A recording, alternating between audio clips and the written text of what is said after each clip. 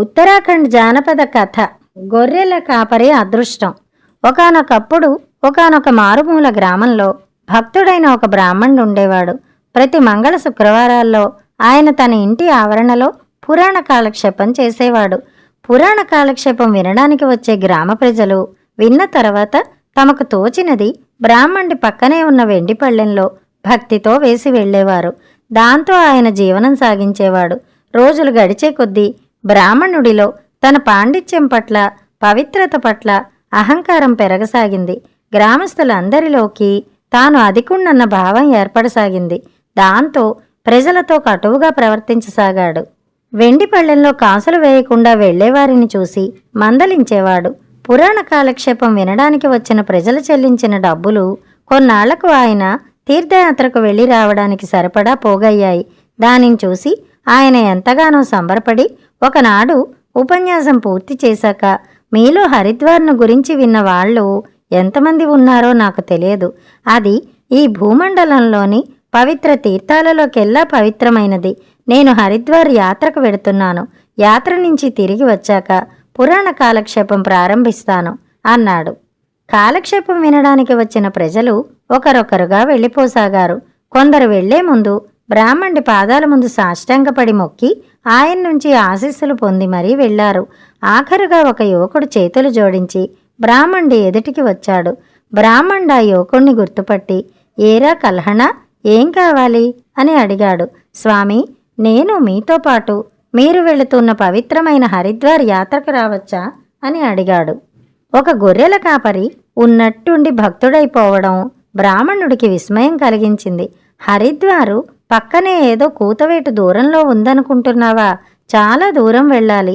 నువ్వు నాతో వచ్చావంటే తిరిగి వచ్చేంత వరకు నీ గొర్రెల్ని ఎవరు చూసుకుంటారు అని అడిగాడు బ్రాహ్మణుడు.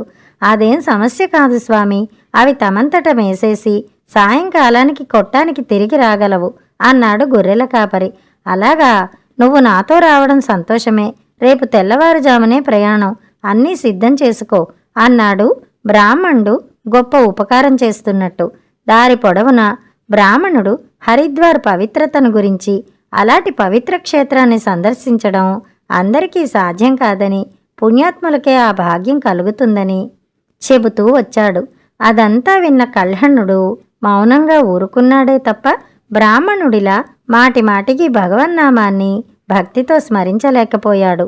హరిద్వార్ చేరుతుండగా బ్రాహ్మణుడు మరింత బిగ్గరగా నామకీర్తన చేయసాగాడు. కల్హణుడిలో ఎలాంటి ఉద్వేగం లేకపోవటం చూసి ఆయన ఆశ్చర్యపోయాడు. పైగా ఆ యువకుడు చుట్టుపక్కల ప్రకృతి దృశ్యాలను చూడ్డంలో ఆసక్తిగా ఉన్నాడు. పవిత్ర గంగానదిని దర్శించగానే బ్రాహ్మణుడు వంగి, అమ్మా గంగామాత, నీ బిడ్డను ఆశీర్వదించు తల్లి. అద్భుతమైన ఈ రోజు కోసమే ఇన్నాళ్లు వేచి ఉన్నాను అంటూ భక్తితో నమస్కరించాడు. అతడు లేచి నిలబడి కల్హణుడి కేసి తిరిగి చూశాడు. అతడు ఎలాంటి చలనమూ లేకుండా నదీ ప్రవాహం కేసి చూస్తున్నాడు. ఇలాంటి మూర్ఖుణ్ణి ఇక్కడికి వెంటబెట్టుకు వచ్చి మహాపాపం చేశాను. ఇతర పాపాలతో పాటు ఈ పాపాన్ని కూడా ప్రక్షాళనం చేసుకోవాలి అనుకుంటూ, కల్హణ, నువ్వు ఇక్కడే ఉండు. పవిత్ర గంగలో స్నానం చేసి వస్తాను. నేను వచ్చాక నువ్వు వెళ్ళవచ్చు అంటూ నదిలోకి దిగాడు. ఇప్పుడు ఆశ్చర్యపోవడం కల్హణుడి వంతయింది. ఈ నదీ జలాలలో స్నానం చేయడానిక నేను ఇంత దూరం ప్రయాణం చేసి వచ్చాను అని అన్నాడు పైకి వినిపిస్తున్నట్టుగా. పాపం శమించుకాక, ఇది పరమ పావనమైన గంగానది, పవిత్రమైన నదులన్నిటిలోకి పవిత్రమైనది అన్నాడు బ్రాహ్మణుడు కల్హణుడి అజ్ఞానానికి నొచ్చుకుంటూ. నేను మన ఊళ్ళోనే ఉండిపోయి అక్కడి నదిలోనే స్నానం చేసి ఉంటే బావుండేది. రెండు నదులకు మధ్య నాకేం తేడా కనిపించటం లేదు అన్నాడు కల్హణుడు. నేనిప్పుడు నీతో వాదించడానికి సిద్ధంగా లేను. పవిత్ర తీర్థస్నానానికి వెడుతున్నాను. నీకిష్టమైన పని చెయ్యి అంటూ స్నానఘట్టం మెట్లగుండా నదిలోకి దిగాడు బ్రాహ్మణుడు. వాళ్ళిద్దరి మాటలను విన్న గంగామాత, ఆ యువకుడు ప్రతి నదిని గంగమ్మ తల్లిగా భావిస్తున్నాడు. హరిద్వార్లో ప్రవహిస్తున్న ఈ నదే కాకుండా ప్రతి నది పవిత్రమైనదేనని అనుకుంటున్నాడు. అతన్ని తప్పక దీవించాలి అనుకుంటూ కల్హణుణ్ణి సమీపించి, నేనే గంగను. నువ్వు నన్ను గురించి చెప్పింది విన్నాను. నా భక్తులందరికన్నా నీలో చక్కటి జ్ఞానం ప్రకాశిస్తోంది. పేర్లు వేరైనప్పటికీ నదులన్నీ పవిత్రమైనవే. ఏది, నీ నోరు తెరువు, జ్ఞానవాక్కులను పలికిన నీ నాలుకను చూడాలి అన్నది. కల్హణుడు అమాయకంగా నోరు తెరిచాడు. గంగామాత అతడి నాలుకపై ఏదో రాసి, ఈ క్షణం నుంచి నువ్వు పక్షులతోనూ జంతువులతోనూ కూడా మాట్లాడగలవు. వాటి భాష, జ్ఞానం నీకు అర్థమవుతుంది. నీకు మహత్తరమైన భవిష్యత్తు ఉంది అని దీవించింది. కల్హణుడు ఆశ్చర్యంగా చూస్తుండగానే ఆమె అంతర్ధానమైంది. అతడు స్నానఘట్టం కేసి తిరిగి చూశాడు. అక్కడ స్నానం చేస్తున్న వారిలో తమ గ్రామం బ్రాహ్మణుడు కనిపించలేదు. చుట్టుపక్కల తిరిగి చూశాడు. బ్రాహ్మణుడి జాడ కనిపించలేదు. అతడికి గ్రామంలో తన కోసం ఎదురు చూసే తన గొర్రెలు గుర్తుకు రావటంతో వచ్చిన పని పూర్తయింది కదా అని తిరుగు ప్రయాణమయ్యాడు. వచ్చినప్పుడు కనిపించిన భవనాలు, దృశ్యాలు మళ్ళీ కనిపించడంతో సరైన మార్గంలోనే తిరిగి వెళుతున్నానన్న నమ్మకంతో నడుస్తున్న కల్హణుడు ఎదురుగా పెద్ద ఊరేగింపు రావడం గమనించాడు.